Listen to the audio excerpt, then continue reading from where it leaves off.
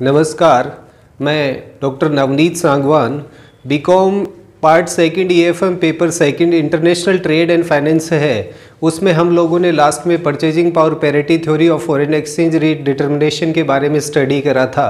उसकी जो different criticise है या उसके जो एडवांटेजेस हैं उन सब को ऑलरेडी डिस्कस कर चुके हैं। आज इस वीडियो में एक नया चैप्टर स्टार्ट कर रहा हूँ, फॉरेन एक्सचेंज कंट्रोल, विदेशी विनिमय नियंत्रण के बारे में। फॉरेन एक्सचेंज कंट्रोल होता क्या है, फिर इसका इम्पोर्टेंस या इसके ऑब्जेक्टिव्स क्या हैं, ये दो तीन चीज़ें इस वीडियो में कवर करेंगे। सिंपल गवर्नमेंट पॉलिसी होती है जो इंटरवीन करती है फॉरेन एक्सचेंज या फॉरेन करेंसीज को बाइंग और सेलिंग पे रोकने के लिए, यानी फॉरेन एक्सचेंज या जो विदेशी मुद्राएं हैं उसके खरीद और बेचने पे प्रतिबंध लगाना या फिर उसमें कहीं ना कहीं कुछ रेस्ट्रिक्शंस इम्पोज करना फॉरेन एक्सचेंज कंट्रोल होता है। यानी गवर्नमेंट ऐसी पॉलिसी अडॉप्ट करती है जिसके अंदर फॉरेन एक्सचेंज है उसकी बाइंग और सेलिंग पे या तो कंप्लीट रोक लगा दी जाती है या फिर कुछ पार्ट पे यानी लिमिटेशन प्रोवाइड कराई जाती है कि जैसे कोई फॉरेन पेमेंट करना है तो आप 20% फॉरेन करेंसी को परचेज कर सकते हैं, या आपको कोई पेमेंट रिसीव करना है तो 30% आप फॉरेन करेंसी में रिसीव कर सकते हैं, या फिर इस पे 100% बैन यानी रेस्ट्रिक्शन इम्पोज कर दिया जाता है तो वो फॉरेन एक्सचेंज कंट्रोल की कैटेगरी में आता है। यानी पार्शियली भी हो सकता है और फुल्ली कंट्रोल भी हो सकता है। कंट्रोल का मीनिंग यहाँ पे अपर और लोअर लिमिट्स दोनों भी हो सकती है। सिंपल सी अपन इसको डिफाइन करना चाहें तो गवर्नमेंट पॉलिसी है जो आपके फॉरेन एक्सचेंज या फॉरेन करेंसीज है उसकी बाइंग एंड सेलिंग को रेस्ट्रिक्ट करता है, उस पर रोक लगाता है। अब इसके ऑब्जेक्टिव्स या फिर इंपॉर्टेंस या बेनिफिट्स क्या होते हैं जिसकी वजह से डिफरेंट गवर्नमेंट्स या डिफरेंट कंट्रीज हैं वो फॉरेन एक्सचेंज को कंट्रोल करते हैं, जिसमें नंबर 1 जो ऑब्जेक्ट आता है वो है स्टेबिलिटी इन एक्सचेंज रेट, विदेशी विनिमय दरों में स्थिरता। डिफरेंट टाइम पे हम लोग देखते हैं जहां पर ओपन करेंसी सिस्टम होता है या फ्लैक्चुएटिंग करेंसी सिस्टम होता है, वहां पे एवरी सेकंड जब भी आपके फॉरेन एक्सचेंज में डीलिंग होती है, ट्रेडिंग होती है, एवरी सेकंड आपकी एक्सचेंज रेट है वो फ्लैक्चुएट होती रहती है। अब इस केस में कई बार इंपोर्टर्स को लॉस होता है, कई बार एक्सपोर्टर्स को लॉस होता है। तो कभी भी गवर्नमेंट जब इस फ्लैक्चुएशंस को रोकना चाहे या फिर अपनी एक्सचेंज रेट को फिक्स करना चाहे या उसमें स्टेबिलिटी लेके आना चाहे तो उस केस में इस पॉलिसी को अडॉप्ट करा जाता है। यानी पहला ऑब्जेक्ट है वो आपके एक्सचेंज रेट में स्टेबिलिटी लेके आना, या फिर ये इसका बेनिफिट भी हो सकता है। फिर सेकंड आता है कंट्रोल ऑन कैपिटल आउटफ्लो, पूंजी बहिर्गमन पर रोक। कई बार देखने में आया है जब भी गवर्नमेंट के पास में कैपिटल की स्कैर्सिटी होती है, कमी होती है, तो उस केस में या फिर आपके जो बड़े बड़े बिजनेसमैन हैं या फिर डोमेस्टिक कैपिटल है उसका आउटफ्लो होने लग जाता है, तो आपकी कंट्री के अंदर जितनी रिक्वायरमेंट होती है कैपिटल की उसको फुलफिल नहीं करा जा सकता है। उन सब केसेस में भी गवर्नमेंट है वो कैपिटल आउटफ्लो रोकने के लिए भी एक्सचेंज कंट्रोल करता है। कई बार तो कंप्लीट ट्रांजैक्शंस पे रोक लगा दी जाती है, जैसे आपकी वॉर कंडीशन हो गई, युद्ध काल में इस तरह की पॉलिसी है वो डिफरेंट गवर्नमेंट्स हैं वो अडॉप्ट करती है। और कई बार इसमें कुछ पार्ट पे आपको रिलैक्सेशन होता है कि आप 50% है वो परचेज कर सकते हैं या सेल कर सकते हैं।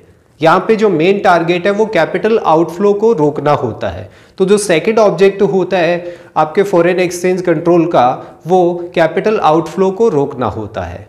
फिर थर्ड आता है to remove imbalance in BOP, balance of payment, भुगतान असंतुलन को दूर करना। ये जनरली होता है इंपोर्ट है उसको बैन करने के बाद में। जब इम्बैलेंस होता है, हालांकि इम्बैलेंस है वो एक्सपोर्ट ज़्यादा होने से भी हो सकता है और इंपोर्ट ज़्यादा होने से भी हो सकता है। मैक्सिमम कंट्रीज़ में ये प्रॉब्लम जो आती है वो under developed and developing countries में आती है, जहाँ पे आपकी कंट्री के इंपोर्ट हैं वो मोर देन एक्सपोर्ट होते हैं। उस सभी सिचुएशंस में आपको इंपोर्ट्स को कंट्रोल करना होता है, या फिर इंपोर्ट पे बैन इम्पोज करा जाता है, या फिर आपकी करेंसी की वैल्यू कम हो रही है फॉरेन करेंसी के कंपैरिजन में, तो उस केस में आपको स्टेबल करना होता है एक्सचेंज रेट को ताकि आपके इंपोर्टर्स को ज़्यादा पेमेंट ना करना पड़े। तो जो थर्ड मेन ऑब्जेक्ट होता है एक्सचेंज कंट्रोल का वो इम्बैलेंस इन BOP को बैलेंस करने के लिए होता है। फिर फोर्थ इसमें आता है सक्सेस ऑफ प्रोटेक्शन पॉलिसी, संरक्षण नीति की सफलता। कई बार गवर्नमेंट है वो डोमेस्टिक इंडस्ट्रीज है उनको प्रोटेक्ट करने के पर्पज से भी ऐसा करता है। मान लीजिए आपकी इंडस्ट्री है वो फॉरेन कंपटीशन में टिक नहीं पा रही है, उसको फेस नहीं कर पा रही है, उन सभी सिचुएशन में फिर आप अपनी एक्सचेंज रेट है उसको कंट्रोल करते हैं। मान लीजिए आपकी एक्सचेंज रेट है वो इंक्रीज हो रही है, यानी आपके जो डोमेस्टिक करेंसी है उसकी वैल्यू इंक्रीज हो रही है, तो वहाँ पे एक्सपोर्टर्स को लॉस होने के चांसेस होते हैं। उन सभी सिचुएशंस में गवर्नमेंट है वो एक्सचेंज रेट को स्टेबलाइज करती है या उसे कंट्रोल करने की कोशिश करती है। तो आपकी जो प्रोटेक्शन पॉलिसी है उसको ठीक से इंप्लीमेंट करने के पर्पज से भी एक्सचेंज कंट्रोल करा जा सकता है। नेक्स्ट आता है इसमें सक्सेस ऑफ डिस्क्रिमिनेशन पॉलिसी, व्यापारिक भेदभाव की नीति को सफल बनाना। ये होता है कंट्री टू कंट्री ट्रेड। मान लीजिए इंडिया है वो एक कंट्री यानी यूएसए के साथ में डिफरेंट पॉलिसी या डिफरेंट एक्सचेंज रेट को मेंटेन करता है, ब्रिटेन के साथ में डिफरेंट एक्सचेंज रेट को मेंटेन करना चाहता है, तो दो कंट्री यहाँ पे होगी और थर्ड जो मेन कंट्री है इंडिया, उसका इन दोनों के साथ में ट्रेड में इन्वॉल्वमेंट है। उस केस में क्या होता है कि गवर्नमेंट है वो एक कंट्री के लिए different rate of exchange determine करती है और दूसरी कंट्री के लिए different rate of exchange determine करती है। ये डिस्क्रिमिनेट करने के लिए, यानी दोनों कंट्री हैं उनमें भेदभाव करने के पर्पज से ऐसा करा जाता है। हालांकि प्रेजेंट सिचुएशन में ये ऑलमोस्ट इम्पॉसिबल है जो इंटरनेशनल मॉनेटरी फंड के मेंबर है उन कंट्रीज में। रीजन बीइंग आजकल फ्लैक्चुएटिंग करेंसी सिस्टम है, फिर भी कोई कंट्री IMF का मेंबर नहीं है और वो इस टाइप की पॉलिसी अडॉप्ट करना चाहे तो कर सकता है। फिर नेक्स्ट आता है इसमें गुड्स प्रोहिबिशन, वस्तु निषेध। यानी कई बार जिन कमोडिटीज़ का ज़्यादा इंपोर्ट हो रहा है या लग्जरियस कमोडिटीज़ हो गए, प्रोडक्ट हो गए, या फिर आपके कोई ऐसे नशे टाइप की जो वस्तुएं होती है उनका इंपोर्ट ज़्यादा हो रहा होता है, उन केसेस में गवर्नमेंट है वो उन कमोडिटीज़ के इंपोर्ट पे कंप्लीट रेस्ट्रिक्शन इंपोज कर देती है। उसे गुड्स प्रोहिबिशन बोलते हैं, यानी वस्तु है उस पर एक टाइप से रोक लगा देना कि आप उसे इंपोर्ट ही नहीं कर सकते। जब इंपोर्ट नहीं करोगे तो आपको फॉरेन करेंसी में पेमेंट नहीं करना पड़ेगा और ऑटोमेटिकली आपके पास में जो फॉरेन एक्सचेंज रिजर्व है वो मेंटेन रह जाता है। फिर नेक्स्ट आता है फ्रीडम फ्रॉम इकोनॉमिक क्राइसिस, आर्थिक संकटों से मुक्ति। जनरली देखा गया है जब भी इंटरनेशनल लेवल पे आपके रिसेशन या इस टाइप की कोई चीज़ें आती हैं या फिर जो ट्रेड है उसमें ज़्यादा फ्लक्चुएशंस आते हैं तो उसमें under developed and under developing countries है उनको बड़ा लॉस होता है और उनके लिए वो इकोनॉमिक क्राइसिस वाली सिचुएशन क्रिएट होने लग जाती है। या फिर ऑलरेडी आपके यहाँ पे इकोनॉमिक स्लो डाउन है या इकोनॉमिक क्राइसिस है और फिर आपकी जो डोमेस्टिक कैपिटल है उसका आउटफ्लो हो रहा है, तो उस केस में भी आपको फॉरेन एक्सचेंज कंट्रोल करना पड़ता है। तो इकोनॉमिक क्राइसिस है उसको रोकने के पर्पज से भी फॉरेन एक्सचेंज कंट्रोल करा जाता है। फिर नेक्स्ट जो इसमें आता है वो इंपोर्ट ऑफ एसेंशियल कमोडिटीज, अनिवार्य वस्तुओं का आयात। कई बार होता है जनरली जो इंडिया में आपका करंट अकाउंट डेफिसिट होता है जो इंपोर्ट मोर देन एक्सपोर्ट होने से होता है, वो मैक्सिमम लग्जरियस गुड्स हो गए या फिर जो अननेसेसरी कमोडिटीज़ हैं जिनकी रिक्वायरमेंट नहीं है या फिर जो ना हो तब भी आपकी लाइफ है वो स्मूथली चल सकती है। तो ऐसी कमोडिटीज़ होती है उनके इंपोर्ट को रेस्ट्रिक्ट करने के पर्पज से भी फॉरेन एक्सचेंज कंट्रोल करा जा सकता है। इसमें कैटेगराइजेशन या रैशनिंग ऑफ कमोडिटीज़ करी जाती है, यानी आपका कमोडिटीज़ है वो गवर्नमेंट ऑफ इंडिया बता देगा कि ये आप इंपोर्ट कर सकते हो और जो अदर कमोडिटीज़ हैं उनको आप इंपोर्ट नहीं कर सकते हो। तो इस पर्पज से भी फॉरेन एक्सचेंज कंट्रोल करा जाता है। फिर नेक्स्ट आता है recovery and payments of foreign loans, विदेशी ऋणों का भुगतान एवं वसूली। जब आपका कैपिटल आउटफ्लो हो जाता है तो उस केस में आपके जो गवर्नमेंट के या फिर डिफरेंट इंडस्ट्रियलिस्ट हैं उनके द्वारा लिए गए फॉरेन लोन्स हैं उनका पेमेंट करना टफ हो जाता है। तो उस सिचुएशन में भी फॉरेन एक्सचेंज कंट्रोल करा जाता है कि आपने कंट्रोल कर लिया, अब उसके बाद में आपके पास रिजर्व है तो आप इजीली फॉरेन करेंसी में उनका पेमेंट कर पाते हैं। नेक्स्ट आता है कंजर्वेशन ऑफ गोल्ड रिजर्व, स्वर्ण कोशों का जो आपके पास भंडार होता है उसका संरक्षण करना।